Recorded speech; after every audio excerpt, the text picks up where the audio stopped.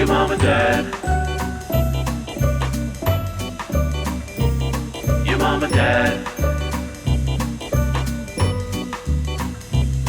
Your mom and dad. Your mom and dad.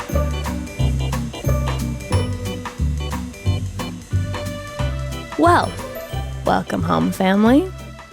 It's your mother and your father. And we're using mother and father today because it's time for some discipline. Because we're pissed off. Because we're mad, okay? It's if you mother were our and child, father. we'd call you by your first name. Today, we're calling them ABC The Batch. It's a full, we're not doing Batch. It's ABC Productions Bachelorette.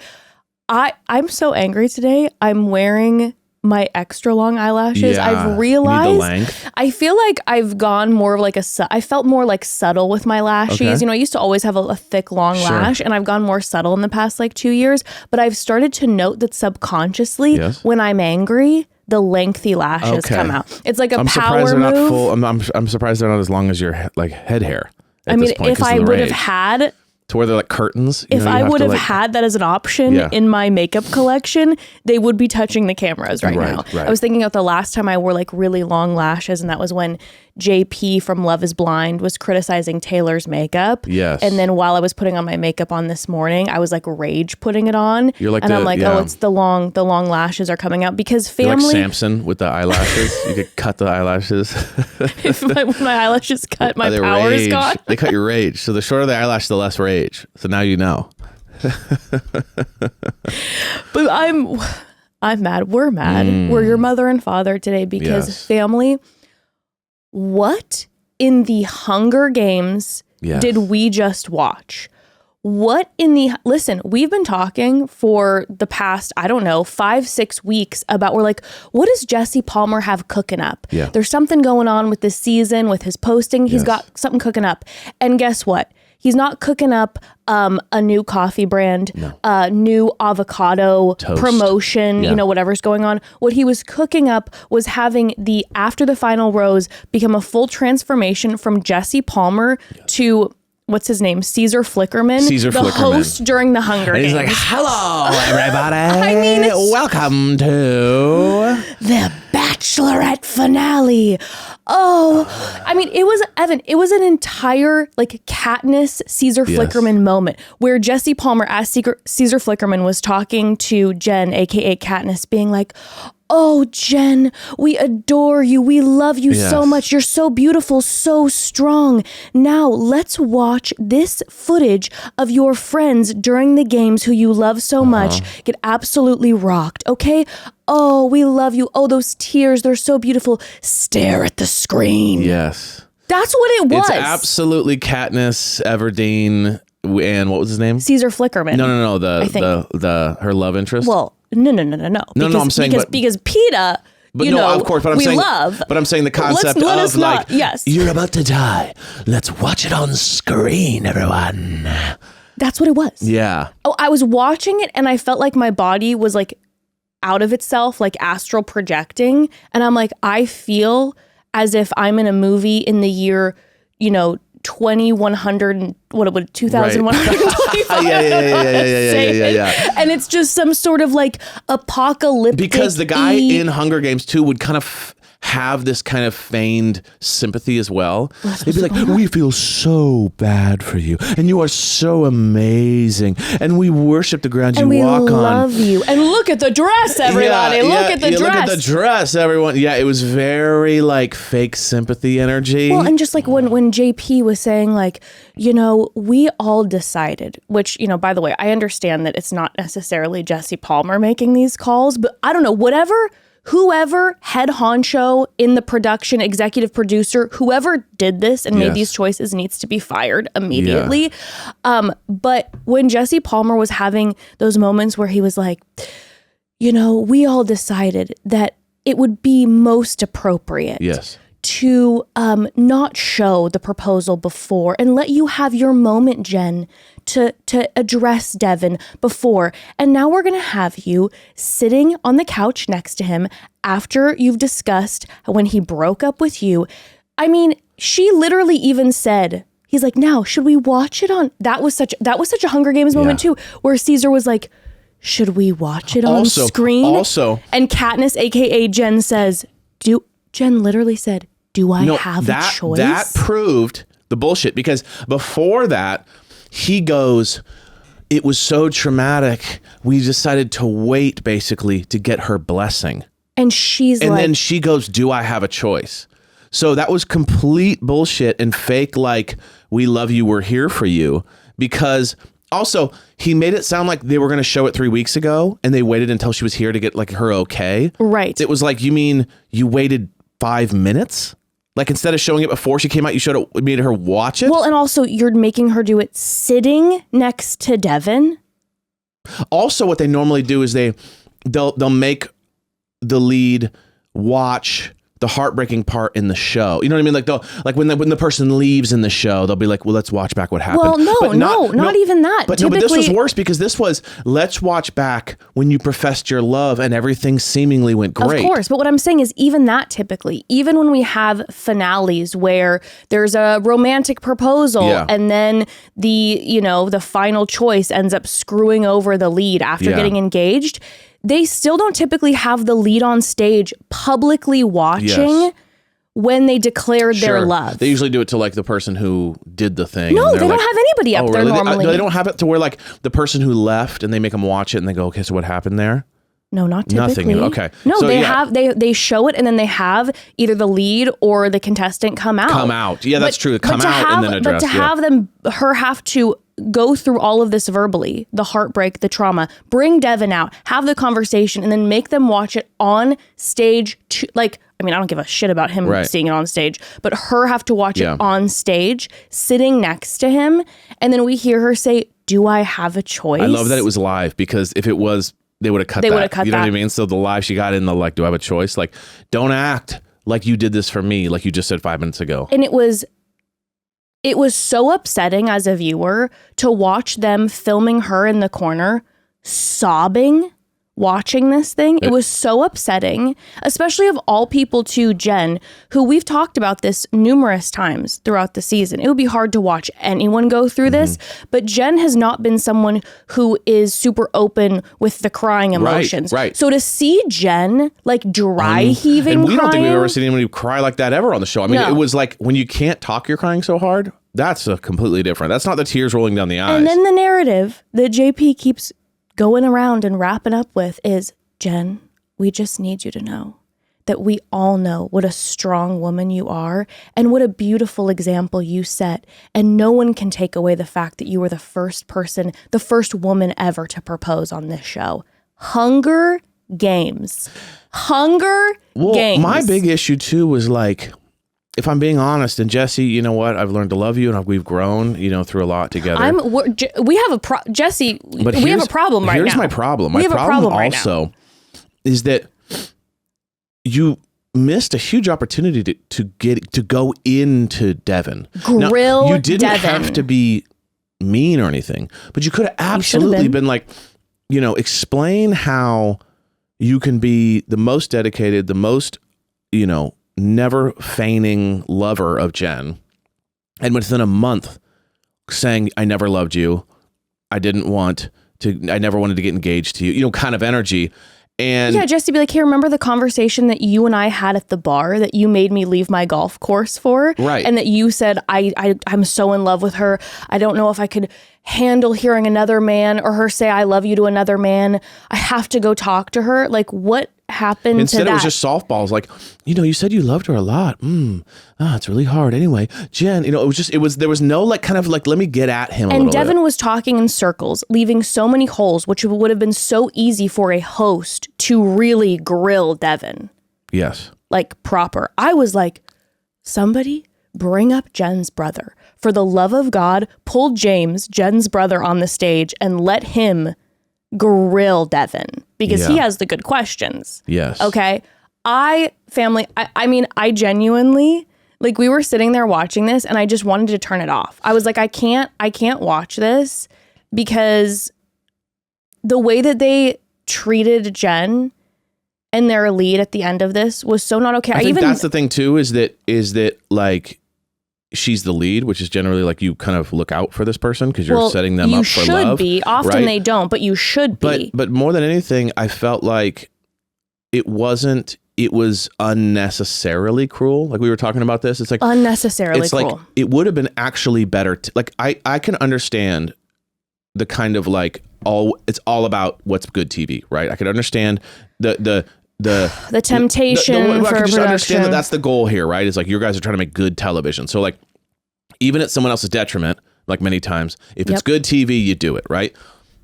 It was bad TV. But that's what I don't understand is it would have been far more impactful if she would have proposed. Mm-hmm. They would have shown it. Mm-hmm. And then they come out and they drop the bomb. But to drop the bomb, then watch it. Everyone already knew that had happened. Like you said, it was unnecessarily and then you were just kind of sitting there cruel. watching her being tortured. Yes. It was just a little bit like, what's the point of this? This isn't really like, this is gross now. You didn't leave, and Jesse kept saying, it's so empowering, it's so empowering. It's like, they did not leave Jen in the position to feel empowered.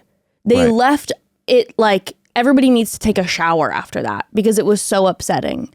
And I noted something actually when Jen broke up with Marcus. She says, I've been investing so much over and over again, and it's not being handled with care. And that phrase echoed to me throughout the entire episode and into the AFR, where it's like, it's not just Marcus who is not handling it with care. And it's like, I wish the head honchos at ABC, producers, whoever's doing this, would have listened to what their lead said, saying that her whole life she's been investing and not being handled with care, because they for sure handled her with the opposite of care. Yeah. And that just was... Yep. And hence, exactly. My eyelashes are growing. Yep. My eyelashes are grown overnight. growing. Okay. We got a lot to talk about in this specific episode. Yes. And I think, we'll be bouncing all over the place, but we can go through it in some sort of order. Yeah, of course. And I'll go scorched earth because I'm so mad at all men and the show. Okay. Love you, Jen. Scorched earth otherwise. But I have to take a quick pause and say, my toenails look great. They do look good. I have Beautiful. to say, I was watching the show, feeling all sorts of heat, but then I kept looking down at my pedicure and I was like, well, the pedicure, Ped's popping. The pedicure is popping. In other news, the pedicure is popping. And it has been popping for a while because I have been using my Olive and June pedi system. And I'm obsessed. I've been using Olive and June pedi system for a while now. And I get salon-worthy nails from home, which is incredible because number one, getting pedicures on the regular can get expensive. With Olive and June systems, it breaks down to just $2 a manicure, which is incredible. And two, I can do it on my own time, like at 10 p.m. at night with the girlies chatting or while watching the finale, honestly.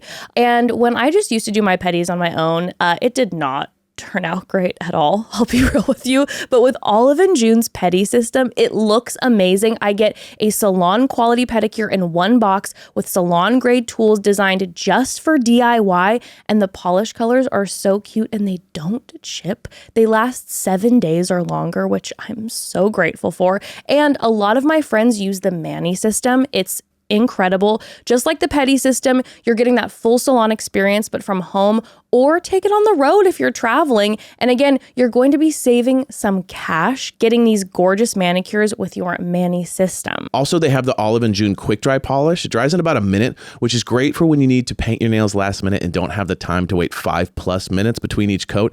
It lasts for 5+ days. You get full coverage in 1 to 2 coats, and it's offered in 40+ cruelty-free and vegan polishes. The quick dry polish is actually what I've used on you and Ember when I've painted your nails, because I know you two don't sit well for a long time. A little fidgety. So I've used the quick dry, the Olive and June dry polish, and it's amazing. Also, check out their press-ons. Instagram free Aunt Katie swears by these, and her nails always look amazing and they look so real. They're only $10 a set, and the application and removal is so easy. I've watched her do it all. And it's so simple. It wows me every single time. Check out their press-ons, their polishes, and girl, again, their Mani and pedi systems. Visit oliveandjune.com/momdad for 20% off your first system. That's OLIVEAND JUNE.com/MOMDAD. That's oliveandjune.com/momdad for 20% off your first system. Okay, family, actually, before we officially dive into recapping this episode, which, by the way, we're recapping the Bachelorette finale if we didn't say that. We're just talking about some friends of ours. Sorry, I'm just pissed.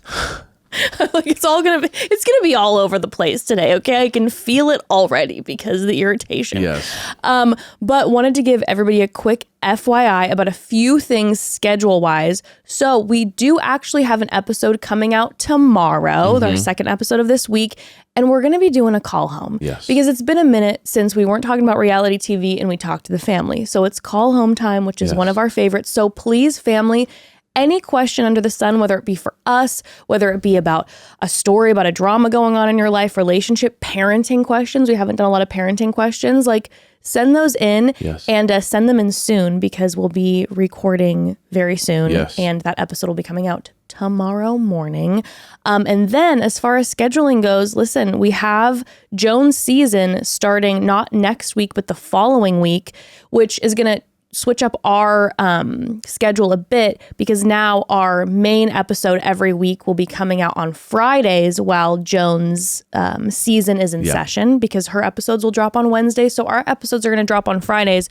So we're going to kind of start that schedule next week. Yes. So next week, our one episode will come out on Friday and it will be part 1 of our cast bio breakdown of Joan's season. And then the following week, Joan's season starts and our cast bio part 2 will be either coming out on Tuesday or Wednesday. So keep your eye out. We'll post about it, but it'll be out part 2 Tuesday or Wednesday. And then Joan's premiere episode, which I believe my mother will be on, will be coming out on Friday. So then our schedule moving forward will be main episodes on Friday and every other week we'll have a Wednesday episode while Joan's season is airing. So wanted to do that housekeeping.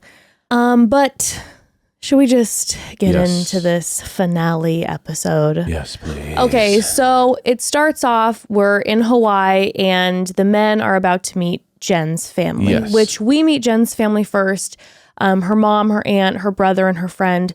They're lovely. Yes. Her family is so lovely. Yes. And I have to say, I felt like the previews really led us to believe, and also the men, by the way, were like, wow, that was really tough. They were really hard and intense on us. And I'm like, they were so gracious. They were. I mean, they were genuinely just kind of like, okay, so we do have some concerns with this process, reasonably so, like most all families do.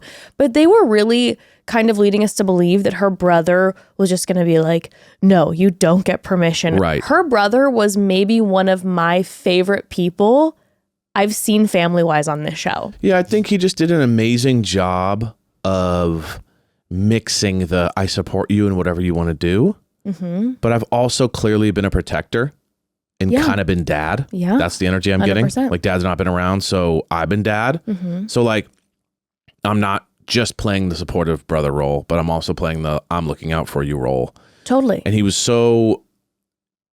almost like a therapist or something in his ability to kind of like supportively give her things to look out for. Yes. And be like, I know you have these tendencies. I know this, that, and the other, but then at the same time, I support you 100%. And you're basically the apple of my eye and blah, blah, blah. And, you know, and it's funny because, you know, we get a lot of, you know, we see a lot of families on here and, you know, on paper, you could say mom was not the most like happy about the situation. But when you put yourself in that situation, you're kind of like, wait a second. Okay, so you just told me one of the guys hasn't even told you he loves you yet. And we're a week away from like, I'm like, one of the guys shows with that up being the backdrop, I would have lost it. I would have lost my mind. One guy rolls in and is like, and by the way, Marcus can't answer a stinking question. Right. Like Jen's brother said, which I love the way he put it. He's like, he's doing Ring Around the Rosie with all my questions. And Jen's brother was also just so respectful in his conversation where he was like, listen, I don't understand the trauma that you've been through, but I'm going to address this and your thoughts. And he was so gracious, but he was like, he's playing Ring Around the Rosie. So number one, you have a guy who can't answer your questions and is also like, I'm not there yet. Yes. So I'd freak. And we're days away from a proposal. And number two, the second guy shows up and is shoving his chest hair in your face. He was definitely he was 2 buttons low for a family meeting. Listen, you know what? I support all. I love some chest hair, but because it's Devin, and now I'm pissed. I've been pissed off for a while, but now I'm real pissed off. I'm like, get the chest hair out of here. It has nothing to do even with chest hair. It has to do with like when you meet the family. It's like you go 2 buttons up. It's the first time that you're gonna bust out the chest hair. Shocking. Not only that too, but that her mom is like on the more traditional side. So showing up with the belly button level open shirt is, I mean, I don't care what your chest looks like. Too much. Button that shit up. You know what I mean? That's crazy to just be like, put on a tie. To be like, you had less buttons buttoned than were buttoned. You know what I mean? Like you normally have like maybe 5 or 6. You had 2, maybe 3 that were buttoned.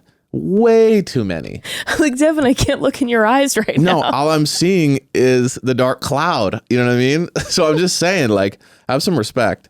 So also, you're like, I got chest hair McGee and ring around the Rosie guy. It's like, dude, the choices are not killing right now. Love you, but as my daughter, as my sister, this is not looking great for you. Well, the first round with the family is Devin, and I would say that from a viewer's perspective, it went well in the sense that, like, mom and aunt were like, yeah, he definitely seems like he loves and cares about Jen, and brothers, like, I can tell that he cares about you and loves you.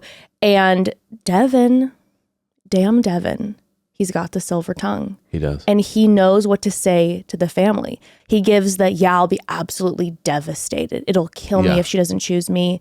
Also, when brothers kind of like, well, is she helping you grow? Like, he's giving all these great answers.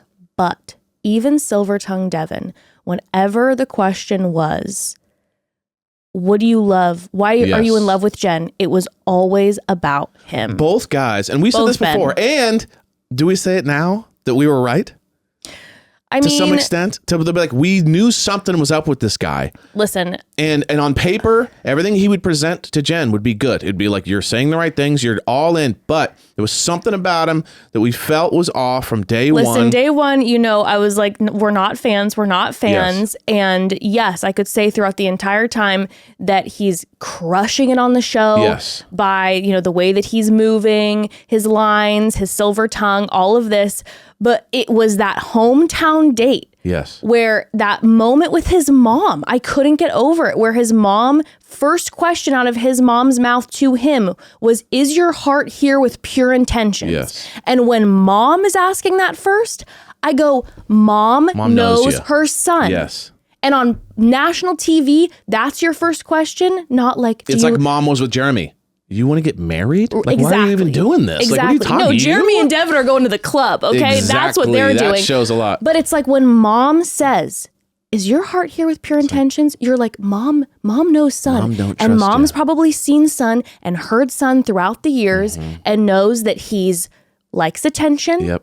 And he likes to win and is super competitive. And as now we're sitting here with this finale and everything that Devin did to Jen post, you're like, even saying all the right things and I'm in love, you're like, this was a competition for you the whole time. You got there and you go, yeah, she's a beautiful woman, a great woman, but all these guys now are fighting for her heart and you want to win. Yeah. And you say anything it's going to take and you feel it in your body because you're so competitive to get to the end, to the point that you say, I felt pressure the moment you proposed. I wasn't there. Yeah. We felt it in our bodies the whole time. And I let myself slip a little bit last week. Yes. When he was pouring his heart out and I felt like Jen potentially was like maybe getting icked out or so into Marcus. And I let myself slip where I go. Slipped for a week. I slipped for a week where I was like, you know what? I still don't like the guy. But man, maybe we are wrong. I feel that he does really love her. He fucking got me. And I'll never forgive you for that, Devin. No. That you got me for a second. But and so can you imagine being Jen when we were got? Oh, yeah. Well, they both turned into Sam M. Which is, what do you like about Jen? Oh, here's the thing about me. Both of them did it. Mom asks Devin, what do you like about Jen? He goes, I like how she makes me feel in a relationship. It's like, you didn't answer the question. No. All you said was, I feel safe in the relationship. She I makes me feel feel comfortable. good. I feel comfortable. I feel seen. You know what I mean? And then they asked the same to Marcus. Marcus, what do you like about her?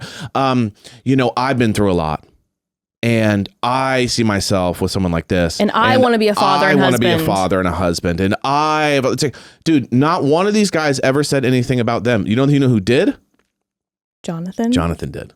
Don't even get me started with Jonathan. Jonathan was the one that's like, these are actually things about her that I like. And it sends not just about the way I feel around her. It just sends a ripple of rage through my body because, minus Jonathan and Grant, these men, like, just get out of here, dude. This cast of men, get out of here. Trash Jonathan city. and Grant, absolute gems. But the fact that Jen, who is an incredible woman and who has been so open in this process to growth, maybe more than anyone we've seen. Yeah. She is so humble in her ability to be like, oh, you know what? Maybe these are my patterns and maybe I should shift in these ways, and being like really reflective. Yes. Takes so much bravery and so much maturity, and she's this beautiful, successful. She is just a catch and a half, and that these men were the cast. Now it was interesting. Give me Jonathan, it was interesting. The Devin, before I had seen the end of the show, obviously, and we knew everything that happened. I will say, I saw a change in him when he met the parents, when he met his mom and brother. So there was a little less energy there. Yeah. There was a little less, like, you saw the excitement waning, almost as if like this is becoming too real. Well, I wasn't really thinking up until this point. I was just trying to win. Now we're here. And you could kind of see his kind of like, he was kind of like lackadaisical. He wasn't like on edge. He wasn't like nervous like he was. Like there was something about him in that meeting that was almost just kind of like I'm starting to think about this. Well, you know what my theory is that I think maybe now, again, reflecting, and who knows, maybe he just was like one of these guys who's like, I let the emotions just I got caught up in them. And then I was like, what? Never mind. Right. I think that his sit down with Jen, like, hey, I'm in love with you and you're not telling me. I think he was trying to get out. Oh. I think that was him trying to leave the show with what they call a bachelor edit. I think he knew Marcus was the front runner. In fact, I think I saw an article. Maybe I'm fully misquoting this, so my apologies in advance if I am. But I feel like I saw an article where Jason and Molly Mesnick, after the radio date or whatever, made a comment where they were like, it was Marcus's to lose. Like where Marcus seemed like the front runner. So maybe Devin was like, I know she's in love with Marcus. So this is going to be my bachelor exit because she's not going to say, I love you to me. Yeah. And then she goes, I love you, and keeps him, gives him the first rose. And then he's like, well, now I'm meeting the family. Because even during the proposal, he was so tight. He was not overjoyed. No. He was like, oh yeah, this is awesome. I think the entire time he wanted to get the bachelor. Yeah. I think so. I mean, I would not. It seems completely correct. And that's why I think Mama's just like, is your heart pure in this, honey? Because this is real life for this woman. It was either I want to be the bachelor or I want to go out with Maria. That's clearly the two things. Literally, I can't. And I hate to say this, but Sam M calling everybody out. He must have been thinking about that too, being like, we must have had conversations on the side with Devin. Let me say something though about Sam M, okay? Sam M, I've got my eye on you, and I've got my eye on Aaron, because after this finale, Sam M and Aaron are on Instagram doing a whole cocky, like, told you so, told you everybody. Doesn't make you not and I'm like, suck. that doesn't make you a good guy, okay? Just because you have an accomplice to the crime doesn't mean that you're less. There can be multiple people who suck, okay? Yeah. I believe wholeheartedly that all of our reads on Sam M and Aaron are still correct. 100%. And guess what? Sometimes when you suck, you know what you recognize? Another person who sucks. You see your a mirror. allies in the shit and game. you said for weeks and weeks, you're saying Sam M and Devin are the same guy, and you were right. And so now Sam M's going on this tirade where he's like, hey, main thing, the main thing. I always kept the main thing, and Devin didn't. And I told you all the whole time. And we're like, Sam, no. Just because you both suck doesn't mean, like, whatever. But maybe you're right. Maybe there were conversations behind the snes happening. And when they're in the limo, they're chilling. Maybe like the pre stuff. And maybe that moment where Sam was like, I thought it was going to be Daisy or Maria. Maybe Devin had a conversation with Sam where he was like, it, I absolutely. thought it was going to be Maria. And then Sam's like, well, it's not just me. It's also Devin. But now he's going to play this whole like, I told you I'm the hero. Right. Also saw that I think he's dropping a podcast Stop. called The Main Thing Sam M is.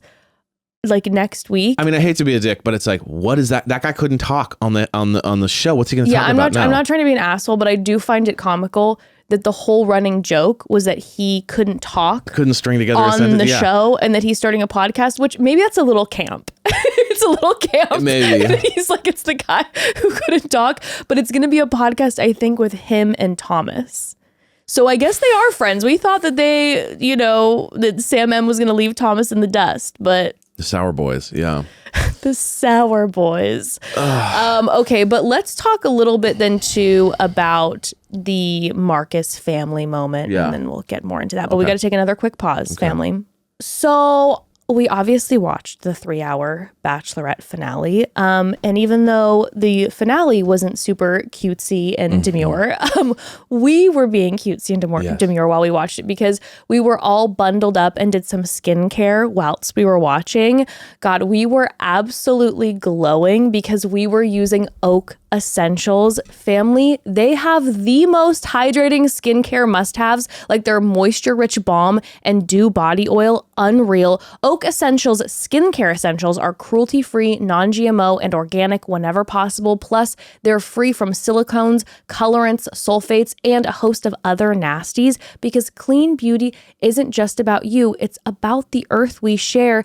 And it's founded by Jenny Kane, whom we obviously already love. And this skincare, let me tell you, people, it is luxurious. Yeah, their products are really incredible. My current personal fave is the Moisture Rich Balm. It's unlike any moisturizer I've ever tried. It's so smooth and it legit melts onto your skin. It's a melt. Yeah, it's incredible. It's designed to support collagen production and deliver intense hydration for an instant radiant glow, which perfect timing so you can say goodbye to fall dryness. I get so dry during the fall. Yeah, me too. Not anymore. And Oak Essentials only uses the best clean ingredients. And also with the Moisture Rich Balm, it gives you this like luminous radiance I haven't had with anything else. IRL, I've just been putting on this Moisture Rich Balm. That's it. And going out. And people have been complimenting my skin, which it thrills me to the tips of my toes. So thank you, Oak Essentials. Okay, my other obsession is the Oak Essentials Dew Body Oil. Skincare doesn't stop at your face. You can't forget about your body. The Dew Body Oil, it's a lightweight, fast absorbing body oil. It enhances tone and texture, hydrates, and leaves you with this stunning head to toe glow without any greasy residue. I am in love. After I apply all over, I feel like a hydrated goddess. I'm not greasy. I'm just glowing. It's so radiant. It's almost like makeup for your legs. Plus, it smells so good and fresh. It might just even replace your perfume, for real. Say hello to clean, spa quality skincare essentials that deliver a moisture-rich glow. Our followers will get 15% off your first order when you use code MOMDAD15 at checkout. That's 15% off your first order at OAKESSENTIALS.com, promo code MOMDAD15. That's oakessentials.com, promo code MOMDAD15. Go ahead and treat yourself. Get your best radiant skin this fall with Oak Essentials. Okay, let's get a little more into when Marcus met the family. So Marcus comes in, and another moment where I was like, James is just, to me, like you said, could be a therapist, also should be like the king interviewer for like massive jobs that like involve maybe like the government or something. Because he's intimidatingly calm. Yes, and he's also just like he's perceptive. Obviously, he got more green flags from Devin and ended up not, but I get why he got them. He still was like unsure. But with Marcus, something that I noted that he said right away was Marcus came in and they're like, hey, can you tell us a little bit about you? And he told them all about like his full backstory with the trauma of the foster care. He talked about the trauma with the military and gave them all that information. And James was so respectful in the sense that he was like, wow, I'm so appreciative of how vulnerable Marcus was talking about this trauma, but at the same time, I was looking for him to talk about him and Jenn. Yes. And that it was all it. about Marcus. And that's kind of been my problem with Marcus since day one. Right. Is like every single time him and Jenn hang out, it's just, here's all my trauma. Here's everything I've gone through. Here's my issues. And it's like, that's a part of it, obviously. Of course. You got to talk about yourself. That's part of who you are. Yes. But it was, you could take the first date Marcus had and just copy and paste them to all the dates. Because it was this, I want to be a father. And I put a lot of pressure on myself to be a father. And I've gone through a lot. And that's it. And it's like, you never like asking questions. It's just nonstop me, which is, again, a part of it. But it was their entire relationship was him repeating himself about his own stuff. It's one of those things where it's like, well, obviously, when it's all me, you're not ready for an us. Because you need to work on yourself. Yes. And go through the therapy and all that yourself before then me can become an us. And then you're able to... And listen, I have no problem with someone being that way. Being like, I am going through a lot. I'm struggling. I'm not ready for this. Just don't stay till the end, bro. Oh, well, we'll talk about that when Marcus You know what I'm saying? out. Yeah, like, that's kind of my general thought. It's like, okay, cool. But like every date's a copy paste. Yes. If you're warring with it that early on, get out.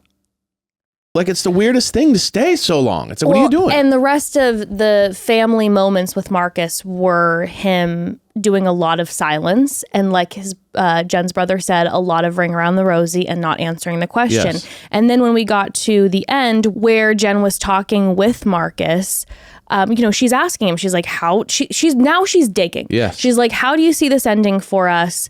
And again, like you said, it's the same. It's cyclical every single time.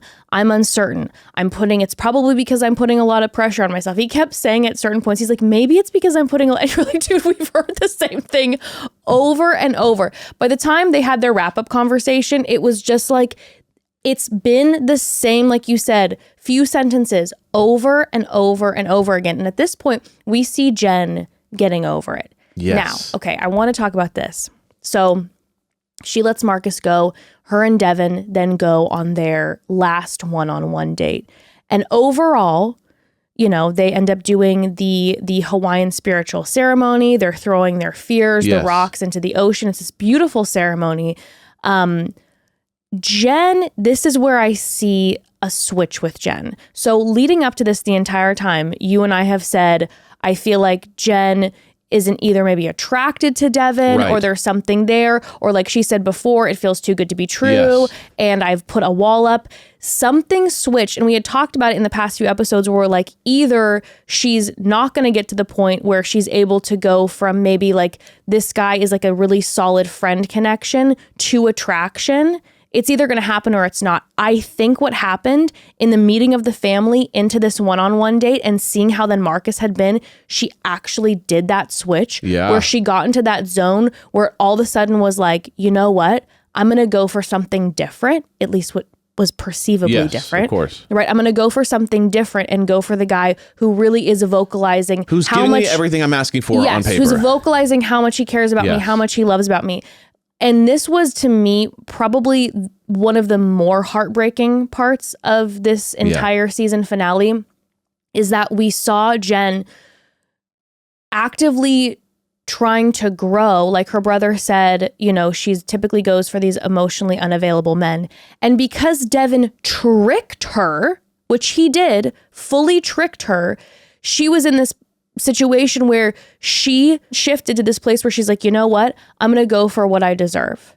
Yeah. And we watched her shift, and it was like all of a sudden you saw a different energy of like love and attachment with Devin, where it's like, this is my guy. And she could easily push aside the emotionally unavailable Marcus. One of the more devastating parts of it to me. He was just like all the toxic guys that she had mentioned in the past. But like just wolf in sheep's clothing. A different version of it. More of like a love bombing version of it, I guess. She thought it was almost like a sure thing. Like, I've never been with a sure thing before. This is a little scary for me, but you know what? I'm going to go for it. This is what I want. And then it ends up being just like the guy that you fully tricked her. Yes. Fully tricked her. And some like the audience as well. Yeah. But in general, you know, from their one-on-one date, it's like you see her, she seems to be falling. She's releasing. And even when she let go of that rock, it was like there was a release of her saying, I'm fearful of letting myself receive. Fearful of rejection. Fearful of abandonment. And then I'm also going to let fearful of abandonment, and also I'm going to let myself receive love like I never have before. It's almost like that was when Devin started turning off. Yeah. It's almost like he was on the chase. Yeah. And then he got it. And then he's like, yeah, I guess he's either one of those guys who like only likes to chase, or he just wanted to be the Bachelor. Right. And thought he was going to get But out. it's interesting. Yeah, I remember even totally. the rock thing. He kind of grabbed just a little rock, and it just didn't, he wasn't in it. Before, he was really in the experiences. Remember, like with the Maori, he was like really in, and he was talking, and he seemed like he was really engaged. She was the one that was a little bit like apprehensive with him. Mm-hmm. It was almost like once he saw her give in fully, he was almost like, oh, it's interesting looking back now and seeing the difference in the energies.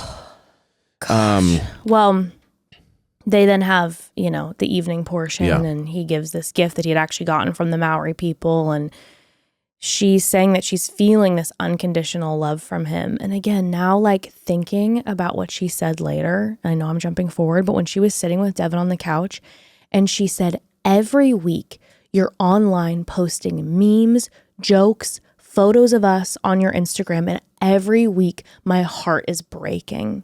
And I'll tell you what, Jen hasn't been posting a lot from her season. There's been some photos of herself, but like, she's been just like, imagine watching this and being like, I got over this hump that I was struggling with going after emotionally unavailable men. And I'm going to now love myself by extending myself to this man, by him saying he's insecure. I'm going to show him how much I love him. I'm taking control. I'm going to propose.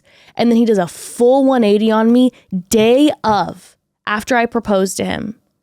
And then having to watch that back every single week. And especially like this scene where he's giving her this gift from the Maori people and all the memories, and her being like, it's unconditional love.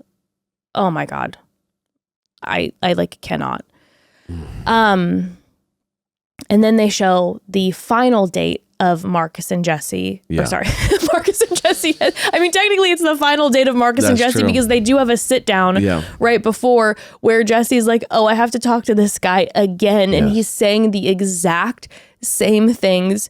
He's saying, but this time, by the way, he says that he's struggling with the idea of whether him and Jen are meant for each other, which I wanted to note he did not mention yesterday. When he had talked to Jen after the family one-on-one sit down, he had said to her, I know I'm fully in with you.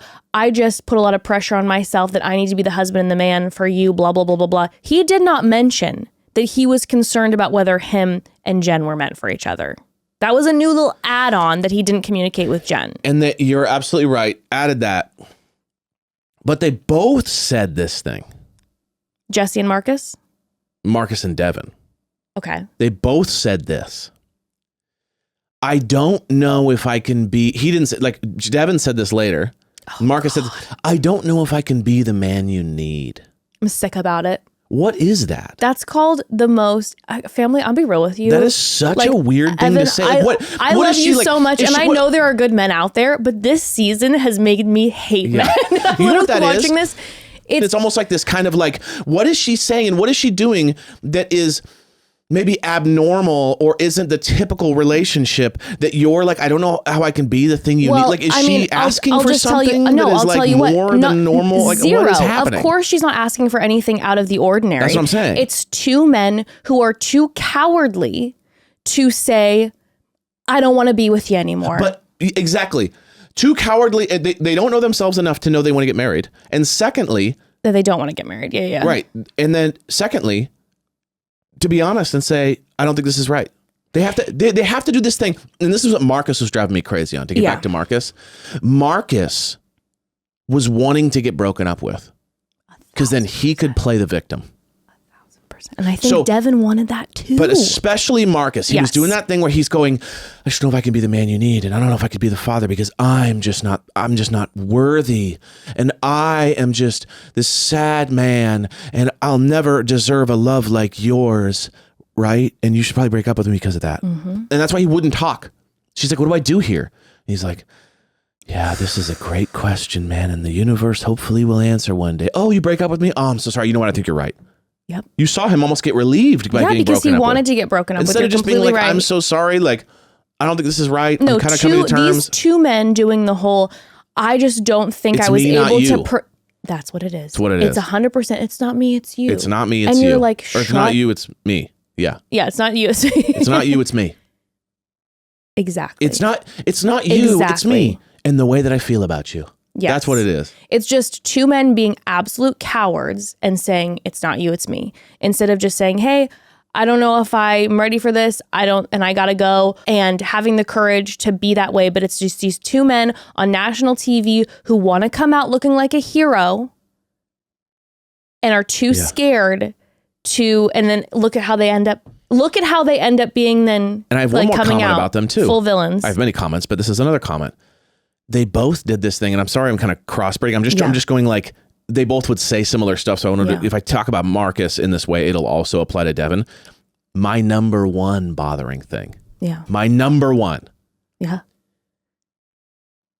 We both saw you grow on the show. What is that? The most patronizing. What is this? It meant a lot to be with you. I loved our connection, and watching you grow into the woman you are now. What are you? Her dad? Like, what is that weird? Like, why we watched you grow? The most patronizing. What was she, this like child when she joined, and then she became a woman in front of your very eyes? What is that? We watched you grow. They both said it.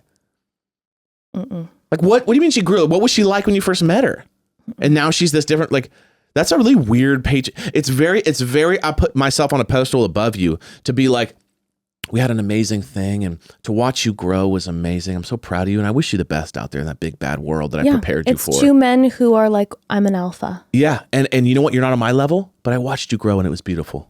Like, that's what they were saying. Well, I mean, and that's 1,000% what we obviously saw Devin do once he got on stage with Jen, but also, in my opinion, what Marcus did on stage as well, in a different way. Just less... Which less combative. Yes, less combative, but we'll talk about it. But yeah, I mean, Marcus had his sit down with Jesse, and it was just like, you know, Jesse's exhausted and over having this conversation. Like, can we just get to the ad, the 17th ad I because have he's to just do? Like, this? I just don't know what I want to do, and I know I care about Jen, but you know, and he's like, yeah, dude, a proposal's supposed to be tomorrow. Yes. So are you gonna figure it out or no? And then Jesse, of course, in production mode, is like, listen, it's the last date, so if deep down you love her, you gotta tell her, because I'm afraid you're gonna lose her. Such a producer moment. Like, he's just like, tell can her. you please make this a little more interesting? Tell her you love her. Just tell her you love her.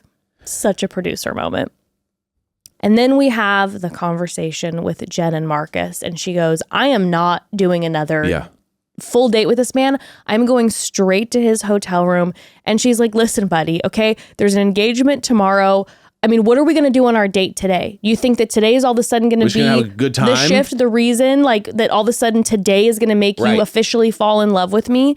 And, you know, he's crying again, mostly silent. He says he regrets not diving deeper on what the future looks like, because they bring up the fantasy suite and how she said, you were talking about your future and how excited you were for your future, but I wasn't part of that conversation. Yes. And it's always, I want to be a father. Not, I want to. How about you worry about Jen first? Yeah. How about you hit children with her? Yeah. It's like, let's go there first. But also, we did get a little nugget when she sat down with Marcus later after the final rose.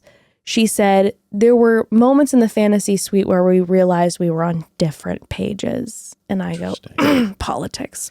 Yeah, Plus. I bet they were sitting there chatting about life and how kids should be raised and all that stuff, and it was like, and I think maybe that's what turned the knob for Jen to be a no. It's almost like she lost the goo goo eyes, because it was the reality. Before it was just like crazy sexual tension and her just being like worshiping him almost, and like he was giving her nothing. It was almost like once she kind of saw the depths of him, it was like. And it was like, I'm hearing about what you want for your future and what you're into, and we have a very different understanding of what we would like moving forward, or what we associate with, et cetera, et cetera. I found that to be interesting. But he's just, again, it's the same song and dance. It's exhausting. It's just. But he goes, so same song and dance, multiple. I'm scared. Then he goes, I love you. I want to give it a try. He says, at the end of the day, I know I love you and I want to be the person that fights for us and I want to give it a try. So like, you have 24 right hours. as she just is about to break up with him, he goes, I love you and I want to give it a try. First of all, what does that mean? What does it mean? Like, I want to give this engagement thing, like this marriage thing, this life thing, a try? Us dating today? What is a try? Are you wanting what to have you give been doing the whole time? What are you going to give the next 24 hours a try? And have then you not see been what trying happens? and now you're going to start trying? Like, what does is it this? mean? It's the cowardly back out instead of being strong enough to be honest about your feelings, making her break up with you so that you could walk away being like, yeah, I just am not the man she needs. Yep. And God bless, she walks away. And when she comes back, I'm afraid of losing you. I've fallen in love with you. I've been honest. And he kept doing this whole thing, like the whole, listen, I'm a good guy. I've been honest the whole time. It's like, it doesn't work like that. Mm-mm. Sure, you've been honest, but you're still here. Like, what are you doing? For the very few things you've said, you've been honest. Yeah. Yes. But then he wraps that up with, and I know I'm not giving you what you need. Ugh. And that's the moment where I completely agree with what you're saying. And it was like, end it with me. He was like asking take me her. out. Yep. Do it. End it. Mm-hmm. I'm willing to give it a try. I love you. And I'm sorry that I can't do it. But I know that I'm in love with you, but I know I'm not what you need. That was him being like, just cut me loose. And God bless. She's like, I gave you too much of my heart along the entire way. Yes. I was just giving and giving, and I'm done waiting. She's done. She said, I deserve a partner who gives to me as much as I give to them. And she walks out, and we're just like, yes. he's like, thank you. Like, you'd almost tell he was like, thank God. But I didn't have to do that. It was just a moment where it's like literally the entire live audience like burst into cheers. Yeah, when she like, ended God. it. Yes, because it was just like this guy. It's like, but then we move into his sit down with Jesse and Jen after the final rose, which I have some things to say about. Yeah. But before, we got to take another quick pause. Listen, family, at the end of the day, I want what's best for Jen and what she wants, but I cannot lie to you and say that deep in my wistful, romantic novel heart, I'm not hoping and praying that after the final rose, that Jonathan was like, Jen, do you want to go out and grab a drink together? And I kind of hope that like they went out and had a drink and maybe there's like some rekindling going on, because you know how I feel about Jonathan and you know how I feel about Jen. But speaking of drinking, you all know that I enjoy a night out with some champs and some wine. But the truth is, I do not bounce back the next day like I used to. And I know we've all tried ways to feel good after a night of drinks, but I have found something that actually works. It is a pre-alcohol probiotic from the brand Z Biotics. Yeah, Z Biotics pre-alcohol prebiotic was invented by PhD scientists to tackle rough mornings after drinking. Here's how it works. When you drink, alcohol gets converted into a toxic byproduct in the gut.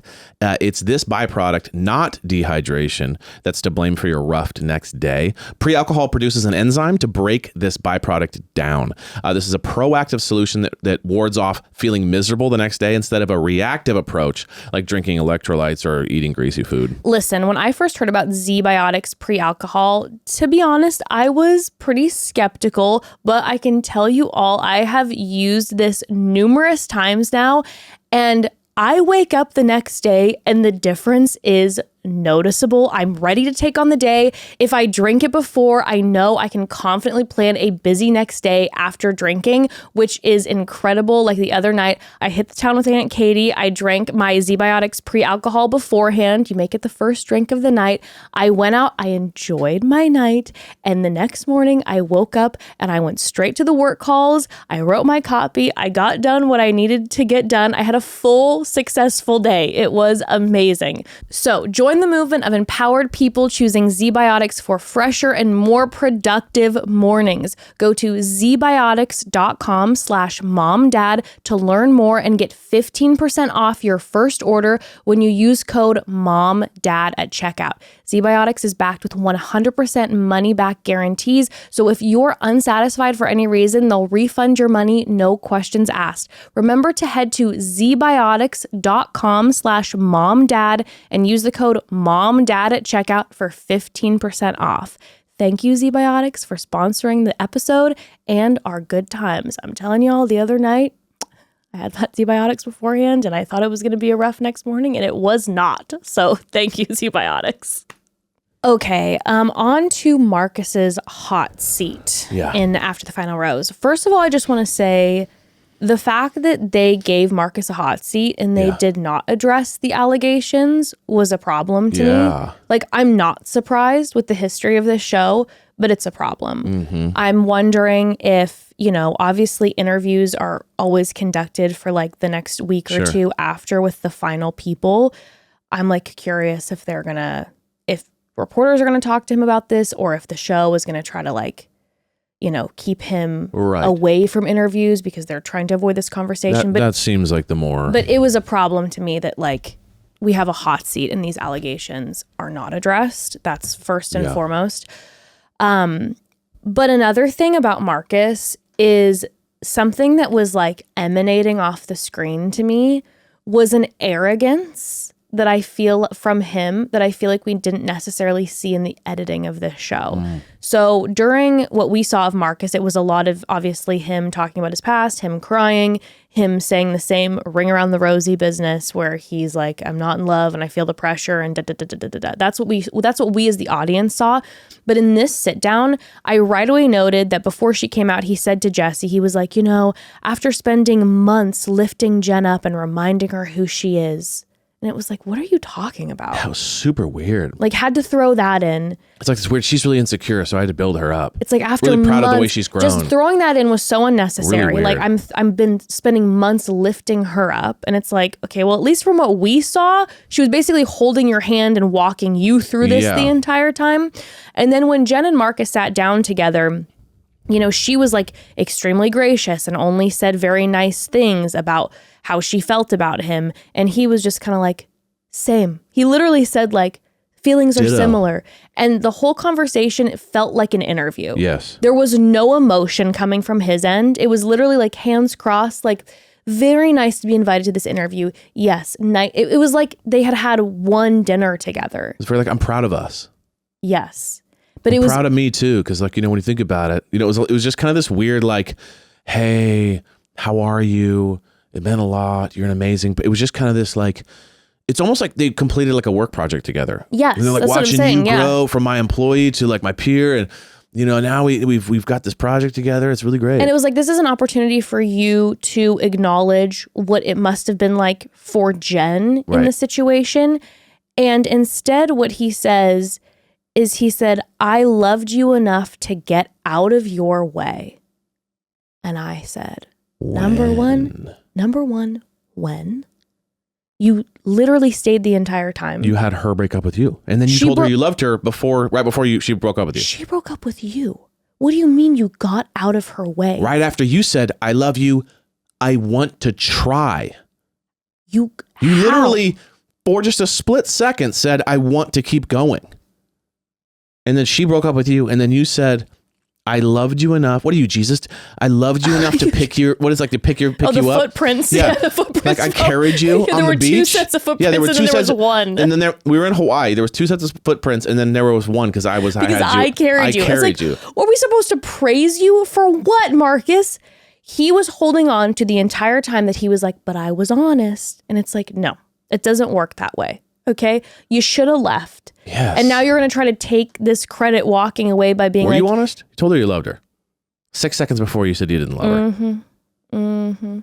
Okay, well, enough of that hot seat. On to Jesse lets us know, okay, we go back to Hawaii and Jen is having the conversation with Jesse where she lets him know that she's done letting men dictate her journey. She woke up this morning with a different point of view and she's going to do what's going to make her happiest. And she is choosing to propose to Devin.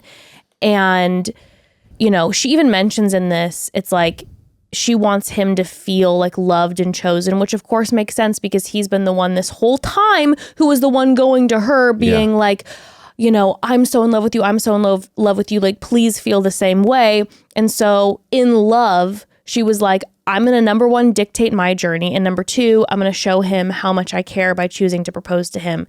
And not to sound like Jesse Palmer when I say this and being like, Jen, you were so powerful and da-da-da. But it is a moment that, you know, was devastating to me for Jen to have it be, you know, unbeknownst to her, to propose to this man who was essentially lying to her the entire time. Yeah. Because it is a moment in Bachelorette history that is so pivotal.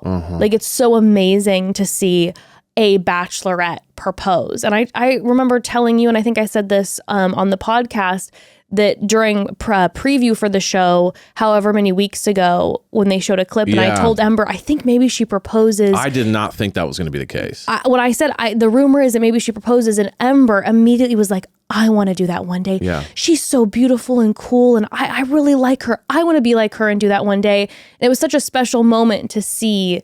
You know, it was a moment on television that was powerful, which, by the way, another moment on television that was powerful that I didn't mention before is seeing Jen's family and the Vietnamese language represented and having these moments that were so special and powerful on television to then have via production, via fucking Devin, it result in this. Yeah. And again, not to sound like Jesse Palmer, but I do hope to a certain extent that Jen like realizes and feels how incredible she was in that moment to step into that.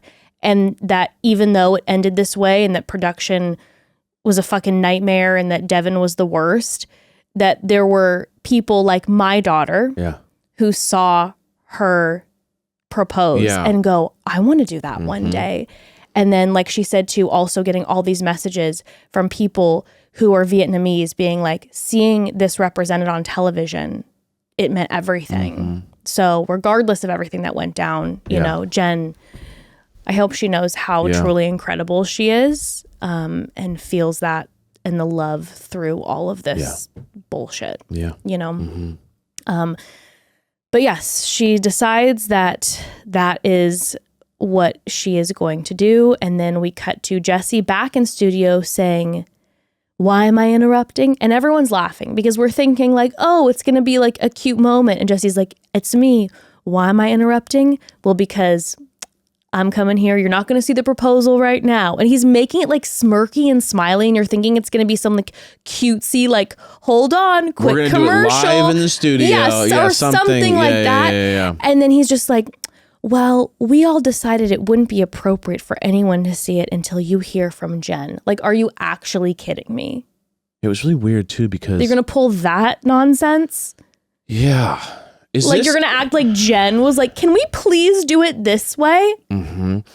Have we had, sorry for my stupidity here, but like, when was the last time It's not stupidity, it's just a lack of, lack of the knowledge. history and the... When was the last time there was they weren't together at the show? Has it ever happened? Oh, you mean that they're not together, at the live. Yeah. So it's been 2 months, you know what I mean? 3 months, whatever it is. Well, you know who it was? Who? And she was sitting in that damn audience and my heart was in my stomach for her. Rachel Recchia with Tino. Right. Okay. Remember, they got engaged. Right. And then they showed one of their happy couple suites where they were having a big fight and he had kissed another woman. Right. Okay. And Rachel's, by the way, sitting in the audience the whole time and they kept showing her. And I was thinking like, oh my God, talk about a sisterhood where here's this woman who's like, obviously it's a different scenario, but like feeling for Jen. And then also, can you imagine Rachel sitting there like having memories of the head honchos in charge who are deciding how to go about it and like how painful it is and like then seeing how they handled the Jen situation. Why didn't they just do it? You know what I mean? Like if them being not together was such an issue. What do you mean? I'm saying they should have just shown the thing and then brought them out, like just like they probably did with Rachel. So it's like really weird that they waited like for her to do it. But the idea that like there's been multiple times when the lead and the number one are not together at the finale. Yeah. To then just bust out this like really weird backwards way of doing it. But that's what I'm saying is like when we're talking about how cruel it was. Right. That JP kept saying this is the most dramatic finale ever. And it's like, well, technically, the reason it's the most dramatic finale ever is because you torched the lead. Yeah. Like she proposed, which was historical. So yes, there's a never before seen thing, but there have been numerous situations where the final, guy Right. ends up screwing over the lead. And so that's happened before. Right. But they said it's the most dramatic finale ever because the way in which they torched Jen by doing it in that order, The order was so crazy. screwed up. I mean, the drama was in these shows and productions and head honchos' active choice. Yeah. Obviously, of course, it's Devin being an absolute dick. Right. But what made it so that way and so yuck, and then again them taglining it with like the most dramatic season or dramatic finale ever.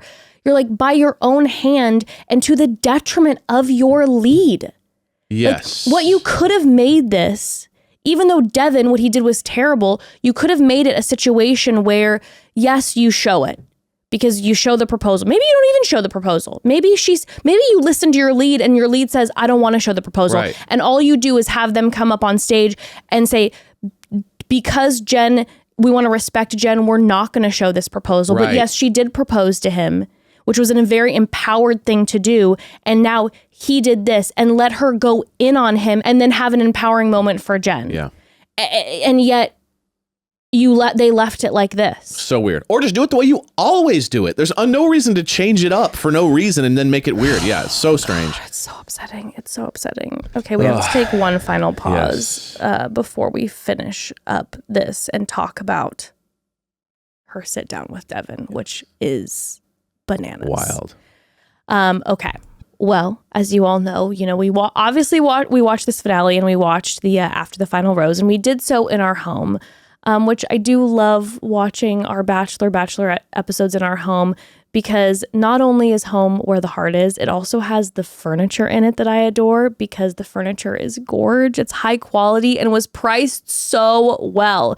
That furniture was from Article. Article.com, babes. It's our absolute favorite. Over the years, we have got couches, chairs, dining room tables, side tables, and more from Article, because every time we are wowed by the beauty and the quality, the ease of the website, the customer service and shipping process, and the prices. Yes, the prices are incredible because of their online only model. And on top of that, Article offers fast, affordable shipping across the US and Canada. But their indoor and outdoor furniture pieces are so good looking. So good looking. Article's team of designers are all about finding the perfect balance between style, quality, and price. They're dedicated to thoughtful craftsmanship and that stands the test of time and looks good doing it. Their curated assortment of mid-century modern, coastal, industrial, Scandinavian, and boho designs makes furniture shopping super simple. That's something I love about Article. The way that they've curated their pieces makes it easy to put together a gorgeous home. I am not someone who has the gift of that interior designer eye, but with Article, I'm able to put pieces together that always look good and cohesive. I love it. And their shipping and customer care team are a 10. After you order, they won't leave you waiting around. You pick the delivery time and they'll send you updates every step of the way. And Article's knowledgeable customer care team is there when you need them to make sure your experience is smooth and stress-free. Ours always has been outstanding. Article is offering our listeners $50 off your first purchase of $100 or more. To claim, visit article.com/momdad and the discount will be automatically applied at checkout. That's article.com/momdad for $50 off your first purchase of $100 or more. Okay, so we are in the studio now and Jen has her hot seat. Yeah. And Evan, she is sobbing so hard that she cannot even talk. Especially, well, there's two elements to this, which is, I don't think I've ever seen anyone cry this hard. No. Where they can't talk. Usually it's the tears rolling, but there's talking. It's like talking through the tears. Secondly, Jen is not a crier. No. You know what I mean? Like sometimes we have the criers. Sure. Where it's like every scene they're crying about anything. Jen is the opposite. Jen has been able to hold it together the entire time, the ups and downs, even though she's had like a tumultuous, like weird season with all sorts of like, wait, I'm on the finale and the guy hasn't even told me he loves me yet. And you saw, because we, like you said, we were kind of going through this thing where it was like, does she even like him that much, Devin? Is she going to be able to get over the fact that maybe they don't have this raw chemistry, whatever? She gave herself over all the way. She fully, like, she went when she just fully proposed committed to him, it was like she was all in. All in. And then... And it's like you felt it too, because I know that I've compared myself numerous times to Jen during this journey. Right. But I do feel her in that way. Like I've expressed, you know, I'm not somebody who jumps into love. I have walls up. It takes me a long time. I am a flirt machine, but I actually don't give myself over. But once I do, it is like every part of me is in. And watching her just like sobbing, I wanted to, like, every bone in my body wanted to just like take her and like get her off that stage. And especially considering that then we hear from her that her and Devin have not spoken, and he essentially was ghosting her, and they haven't had this like necessary talk. The fact that they're making her have this conversation on stage, like in the past, we've had, you know, for instance, Rachel and Tino, it was filmed in the happy couple. And yes, though I'm not saying that was easy and it was still terrible to watch. But it still felt, it was private. Yeah. But for them to make her sit there and they haven't had this conversation and she has to then like process all of this in real time is unbelievable. And yeah, go ahead. Yeah, no. It was interesting to watch because he did the same thing Marcus did. Marcus did it in a different way. He said, I loved you enough to get out of your way, which he didn't. And then Devin says, I came here for you. And she's going, you've been ghosting me for a month. Mm-hmm. Like maybe you came here because there's a contract. Yeah, maybe it's called the contract. Maybe you came here because you wanted to save your face. Mm-hmm. Maybe all those reasons. Maybe you grew out some facial hair and you felt like you had a glow up and you wanted to show that live on TV. But like this whole I did this for you thing while following Maria. Well, yeah, we'll get into okay, but you know what I'm saying? But it's like that's what bummed me out was like, listen. I mean, it was just full. Things happen in relationships, but nothing about his actions were, I did this for you. No, it was all quite the opposite. And he like genuinely was just gaslighting the hell out of her on stage, being like, I'm here for you. Yes. And I'm so sorry that this is how you read everything. And I'm not going to take that away from you and argue about that. It's like, yeah, you're not going to fucking argue about it because you don't have an argument, dude. We've watched you this entire season. You love to argue. We all know if you had any argument or anything to say that you'd be the first one out there with receipts, all this shit. Also, the whole like, let's not talk about my actions. Remember when he would like, I don't want to talk about all my actions afterwards. I just want to talk about the breakup. Yeah, it's like, oh, please. Of course you don't. Yeah. Because your actions make you look bad. Yeah. You know what I'm saying? Correct. It's like, I'm not here to talk about what I did after. Let's just get back to the point. You're like, what are you literally the point talking is about? What you did after too. You know what I mean? It's like, that's half the point. That's part of the thing, Devin. But before Devin comes out, she lets everybody know, you know, they left Hawaii engaged, happiest day of her life. Yeah. And as soon as they left Hawaii, she said things were different. He was pulling away. They had talked about like moving somewhere. That went away. His efforts were inconsistent. And then they had a happy couple planned, and which are, by the way, far and few between. So those are like precious. You're like, you plan your happy couple, and those are like the few times that the lead and the final person get to actually see each other and spend like 24, 48 hours together, you know, secretly. The day before, he called her. We find out later a 15-minute phone call because he didn't have the time, and ended the engagement the night before the happy couple. And this was, I think, about a month ago. He said he didn't love her anymore. Since the proposal, he regretted getting engaged. And what she said is that she was like, okay, let's just date. I don't need a ring, which again shows you that she was like full in. Willing to make it like, work. I don't need to be engaged to you. Like, I know that that's what I'd wanted this whole process, but like, I love you. I want to make this work. We don't need to be engaged. Like, let's just try this. And she said he was fully checked out. And of course, you know, Jesse was just like, I'm shocked because he was so in love and passionate. What do you think changed? And I love when she looked at him and she goes, I don't know. Like, that's why am I here? Like, this is why I'm sitting here going, we haven't had a conversation and I don't understand what's going on. I can't get him like, to call me back, basically. I have no idea. And she said he felt pressured to get engaged and didn't want it. And now thinking back to all these episodes, it's like, to be in Jen's shoes, that man let not one hint of a pressure of engagement out. She didn't even tell you she loved you right away. You Like you were fighting for you her. ran to her room and begged her to confirm her love for you. You literally, like we said, almost basically an ultimatum, being like, I'm out of here if you don't tell me you love me. You told her you'd wait for forever. You literally said you wait for forever. And you are saying that you felt pressure? And within a month you break up? It's like, what? That's why I'm saying I think he had a plan in his mind of how he was going to become the next Bachelor. And it didn't work out the way that because he wanted I hate to to say this, but it's like if they were living together for 2 months. Yes. Okay, that's a lot of concentrated time. Sure. And she even said this. I understand people getting in the real world and realizing this is not the relationship that you that's called realized. life sometimes. It's life. Yes. She's like, I get how this process is. Yes. You kind of get out of camp and you're like, wait a second, we're not right for each other.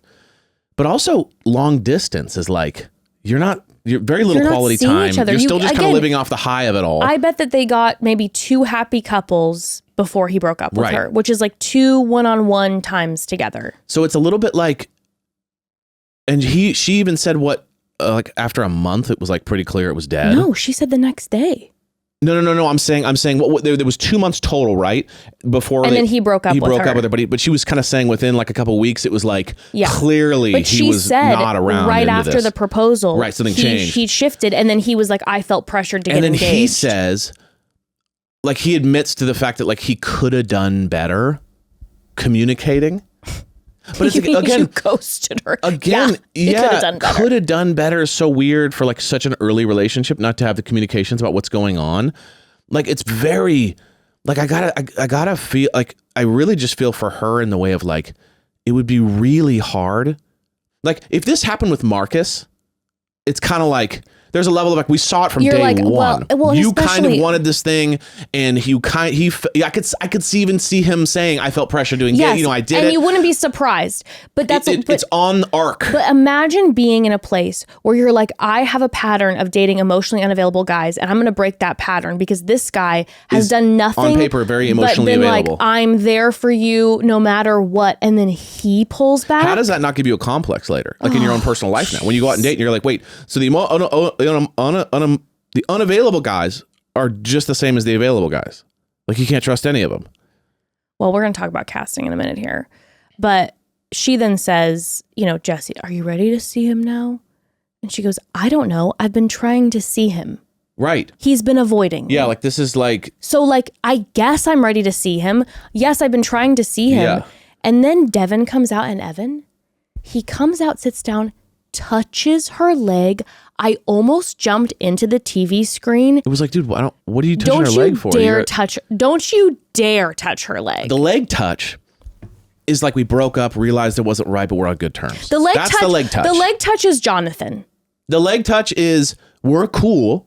We're not together anymore, but we're cool. But even that, there's like this like non-consensual, like we're not together. Do not fucking touch her leg. Right. But do not touch her leg. It does signal like hug. Hey, how are you? I miss you. I hope you're well. Didn't work out for us, but it doesn't signal I've been ghosting you for a month. Literally, I almost lost my mind. And Jen then said, and I was so happy she said this because this again was like a nod to like production is torturing me and making me do this right now. She's like, this is not the conversation that I wanted, and it isn't going to be meaningful to me. She said, I wanted a conversation off camera because we respect each other, or we owe each other this respect. Yeah. And so she like signaled to the audience, it's like, by the way, this isn't meaningful to me because I'm being forced to be in this position, and this is not how I wanted to have this conversation. Yeah. And again, like you said, she was like, hey, I get relationships not working out. What I have a huge problem with is after we broke up our engagement, number one, it was a 15-minute phone call breakup.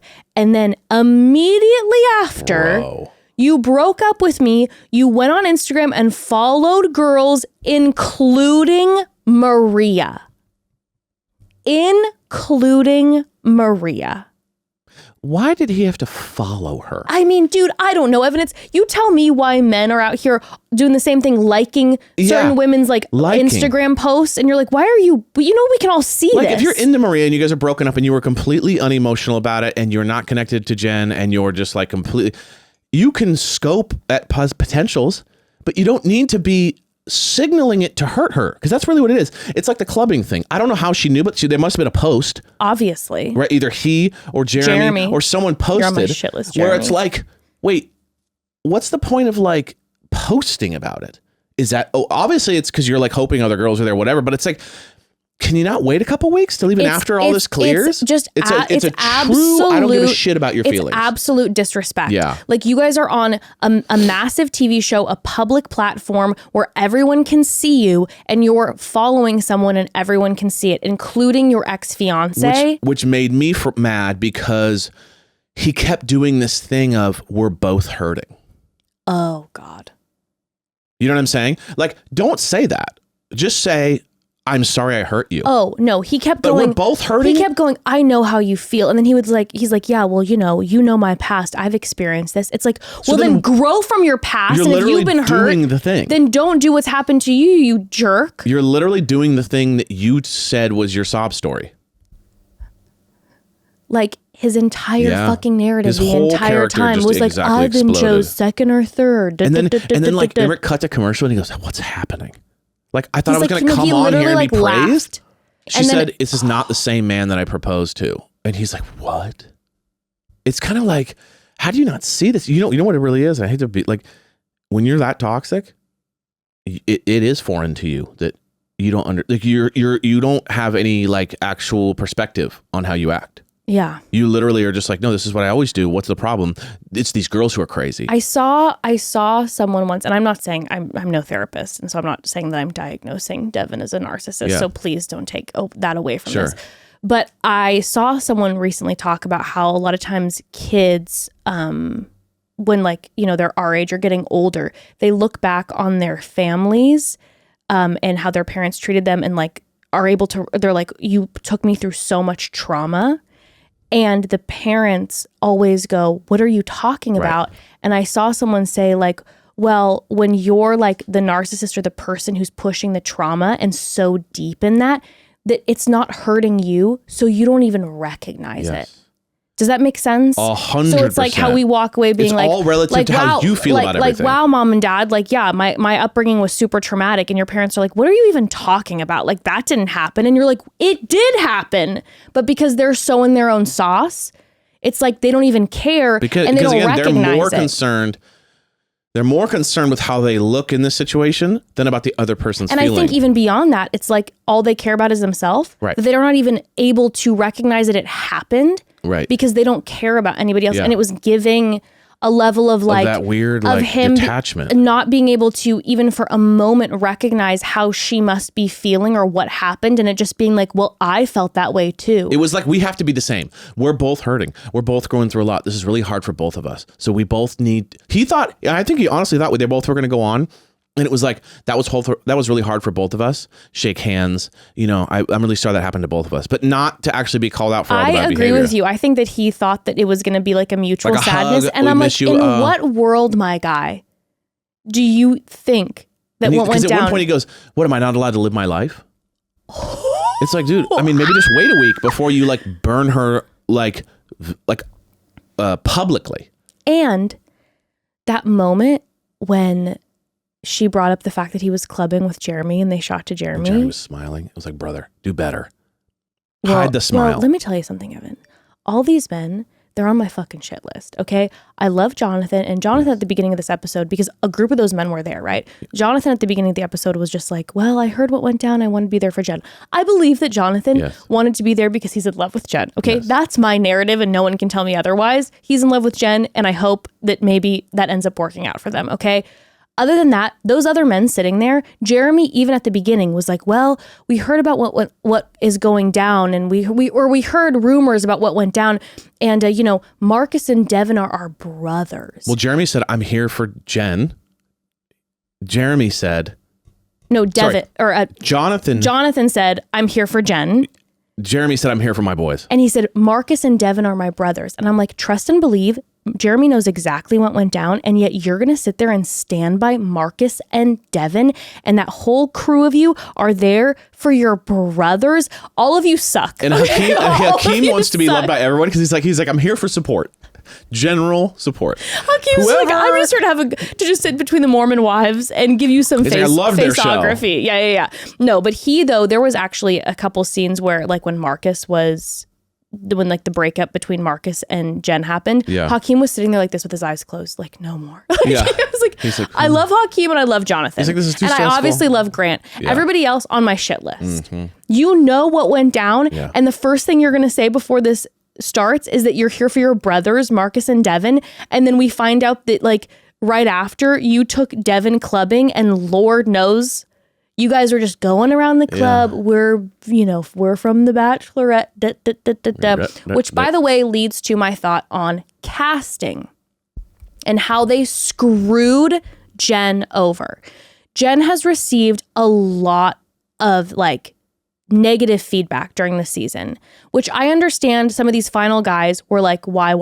Okay. I get that and I hear that. But like the hate towards Jen is ridiculous. Jen's been a fabulous Bachelorette.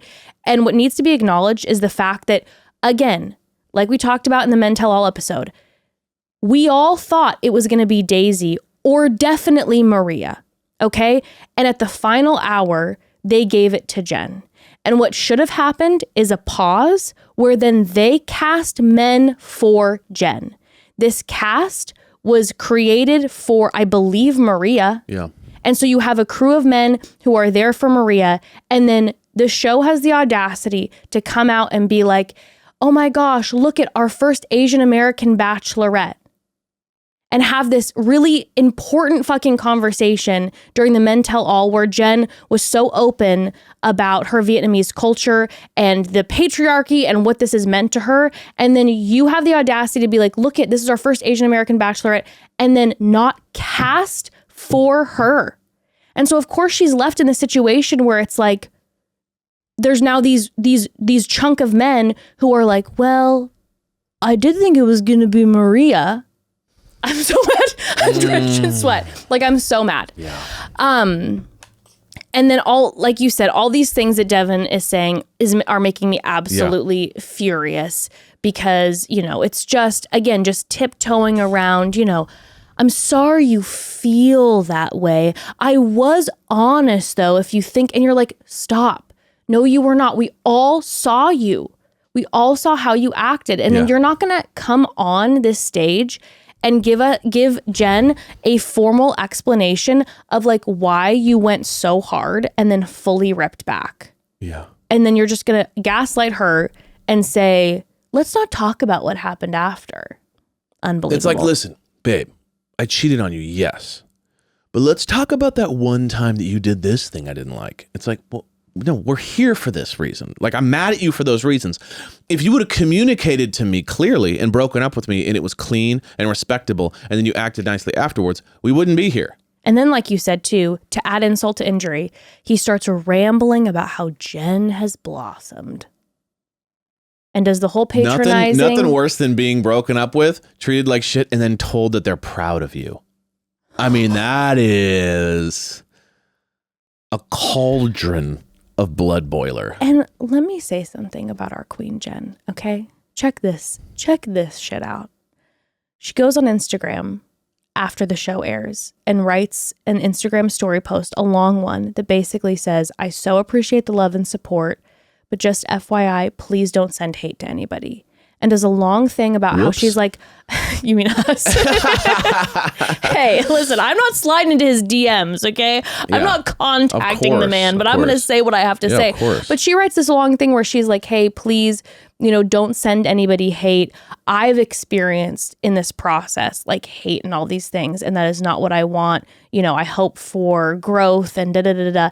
The most gracious post that she puts out there. That's all she puts out there. And then also, Rob Mills, who is one of the producers of the show, tweeted this, which I'm like, what does this mean? He tweeted and said, well, Devin, you had the opportunity to confess if you did anything else to Jen post-proposal, ... So maybe I'm reading into this, but to say, well, Devin, you had the opportunity to confess if you did anything else to Jen post-proposal means to me more is going to come out. Like you had the opportunity to confess. So I don't know if there's, again, I'm not saying this because Yeah. There's been no allegations of this, but like, are we going to get a cheating thing? Are we going to get like, I mean, what does that mean? I mean, I don't know. I will say though, like The club being right up, and that says that he was clearly emotionally gone well before the breakup. I'm just saying, who knows what's, by the time that honestly we post this episode, there might have been a full, like it fully might have been revealed.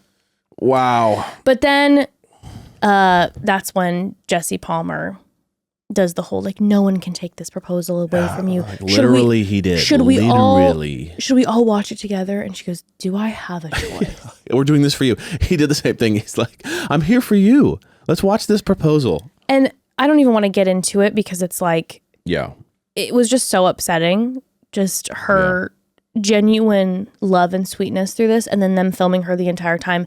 And she's like, again, like dry heaving, crying. Yeah. And they show the proposal.